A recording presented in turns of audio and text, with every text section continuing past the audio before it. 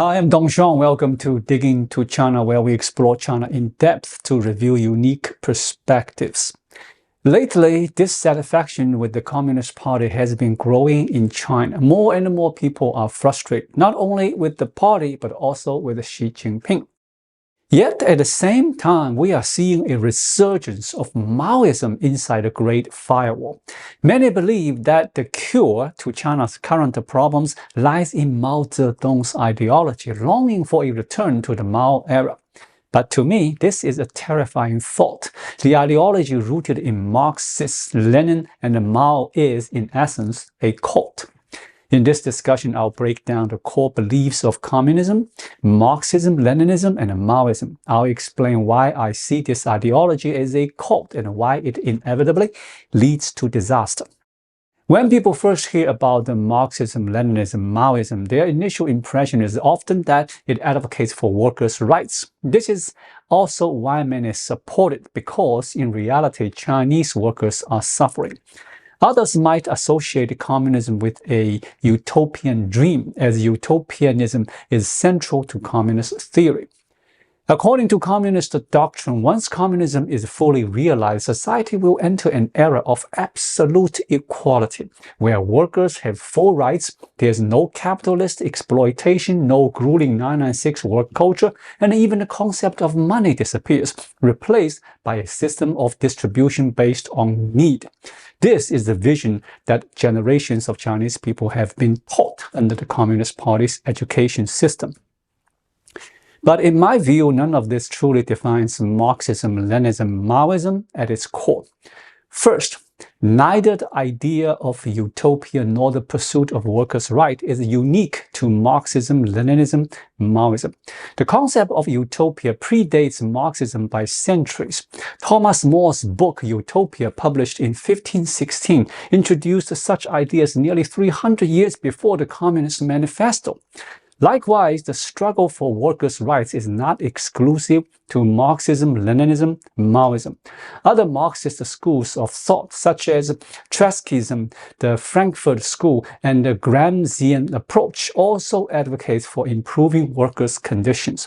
Even in the West today, many socialist parties push for labor rights and social justice. Take Canada's New Democratic Party, NDP, the country's third largest political party. It is explicitly socialist. So if neither utopian aspirations nor workers' rights define Marxism, Leninism, Maoism, what sets it apart? The real distinction lies in how it seeks to achieve communism. To understand this, we must start with the foundation of Marxism-Leninism-Maoism. Leninism revolves around four core principles: the vanguard party, democratic centralism, the dictatorship of the proletariat, and the Communist International. Let's briefly examine each one. First, Lenin's vanguard party theory. Lenin argued that communism could not be achieved through elections or academic discussions alone. Instead, a vanguard, a group of elite revolutionaries with so-called advanced proletarian consciousness, must lead the movement. These dedicated professional revolutionaries would form a tightly organized party to educate, reform, and control those with backward thinking. Lenin believed that only through relentless propaganda, indoctrination, and management could communist ideology take root in society and become universally accepted. Then there is democratic centralism, a system for governing the vanguard party and its members. While it carries the word democratic, in reality it is a rigid, top-down authoritarian structure similar to China's centralized rule today. Higher-ranking Communist Party officials have absolute control over lower-ranking members, ensuring strict obedience. Lenin also insisted that joining the Communist Party should be an exclusive and highly selective process. He advocated for secret societies in times of unfavorable conditions to spread communist ideology more effectively. But beyond controlling party members, Lenin's vision extended to controlling the entire state. This is where the dictatorship of the proletariat comes in. He believed that only when the proletariat fully seized political power and eliminated the influence of non-proletarian elements could communism be realized. But Lenin's ambitions were never limited to just the Soviet Union. He championed the Communist International, aka Comintern, a global network to spread communism worldwide. After taking power, he established the Third International, aiming to infiltrate and convert other nations into communist states. This also meant that the Soviet Union took on the role of funding and overseeing communist movements in other countries. Lenin believed that only through these four strategies could communism utopia be achieved. And if we take a closer look at Lenin's framework, what does it resemble? To me, it looks very much like a religious order, specifically a cult. The utopian vision of communism, with its promise of equality and justice, functions like the concept of heaven in Christianity and Islam, or the Western Pure Land in Buddhism. In traditional religions, one must live righteously according to doctrine to enter paradise after death. Communism, however, claims that this paradise can be achieved in the real world, making it even more seductive than traditional faiths. The Vanguard Party and the Communist Party members serve a role similar to missionaries. They are tasked with spreading the ideology, indoctrinating the mass, and enforcing discipline. Quitting the party is treated as an act of betrayal, often met with severe consequences, much like apostasy in certain religious sects. In the party's early days, when it had not yet seized power, its underground cells operated much like secret missionary networks. Furthermore, the structure of the Communist Party, with its strict hierarchy under democratic centralism, resembles that of organized religion, except even more rigid. Many religions today, including Catholicism, Protestantism, and Buddhism, have relaxed their authority structure and no longer enforce absolute obedience. Some religious groups even allow local elections, whereas the Communist Party remains an unquestionable dictatorship. Leninism also mandates a complete merger of church and state, except in this case, the church is the state. This is the essence of the dictatorship of proletariat. By fusing religious and political authority, Leninism inherently injects all other belief systems and aims for ideological monopoly. And just as religious institutions historically sought global expansion, Leninism also aspired to spread its doctrine worldwide. The Soviet Communist Party functioned like the Vatican, with its leadership akin to a pope overseeing an international communist movement. In the end, Leninism is nothing more than a religion in disguise. It borrows the structure and mechanism of faith, merely swapping out religious terminology for political jargon. But the communist faith is far more extreme than most religions today. Mainstream Catholicism, Protestantism, Buddhism, and even moderate Islam have all abandoned theocratic rule. Religious institutions no longer exercise the strict hierarchical control of the past, nor do they enforce severe punishment for leaving the faith. They don't seek to convert entire nations into theocracies. Under Lenin's transformation, the Communist Party isn't just a political organization, it's more like a church or even a cult. Some of China's earliest communists saw this from the start. Take Li Dazhao, one of the party's founders.